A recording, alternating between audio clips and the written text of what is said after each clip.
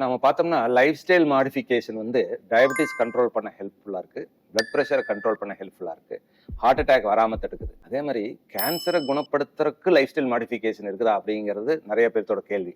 நிச்சயமா இருக்கு. கேன்சர்ல இருந்து மீண்டு வருவதற்கு ஒரு 6 வழிமுறைகள் நம்ம ஃபாலோ பண்ணா மிக மிக உதவியா இருக்கும். முதல் இது, நம்ம பிளட் சுகரை எப்பவுமே ரொம்ப கண்ட்ரோல்ல வச்சுக்கணும். ஏன்னா பிளட் சுகரை வச்சு தான் கேன்சருக்கான தீனி. கேன்சர் செல் வளர்வதே அந்த சுகரை சாப்பிட்டு தான். ரெண்டாவது, நம்ம கார்போஹைட்ரேட் அதிகமா உட்கொள்ளாம நல்ல கொழுப்பு, குட் ஃபேட் அதிகமா எடுத்துட்டோம்னா கார்போஹைட்ரேட்டை மெட்டபலைஸ் பண்ணாம உடம்பானது ஃபேட்டை மெட்டபலைஸ் பண்ணும்போது கீட்டோன் நிறைய ப்ரொடியூஸ் பண்ணும். இந்த கீட்டோன் எல்லாமே கேன்சர் செல்லுக்கு எதிரானது. கேன்சர் செல் இந்த கீட்டோனை சாப்பிட்டு வளர முடியாது.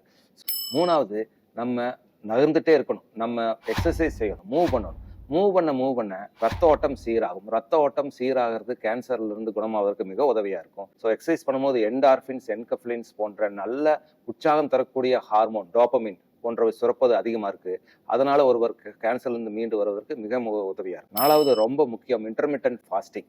அதாவது ஒருத்தர் 16-8 ரூல் ஃபாலோ பண்ணணும். 16 மணி நேரம் சாப்பிடாம இருந்து அந்த 8 மணி நேரத்துல அவரோட உணவை முடிச்சிட்டாருன்னா தன்னுண்ணல் என்று சொல்வார்கள், ஆட்டோஃபேஜி. நம்ம உடம்புல தேவையில்லாத செயல்ல நம்ம உடம்பே சாப்பிட்டுக்கும். அந்த தன்னுண்ணல் வந்து இன்டர்மிட்டன்ட் ஃபாஸ்டிங்னால ஊக்கப்படுத்தப்பட்டு கேன்சர் செல்ஸ் நம்ம உடம்புல இருந்து அழிக்கப்படுது. ஐந்தாவது, ஸ்ட்ரெஸ் இல்லாம பார்த்துக்கணும். ஸ்ட்ரெஸ் வந்து ஒரு மன மாற்றம் மட்டும் இல்லை, அது ஒரு மெட்டபாலிக் ஸ்டேட்.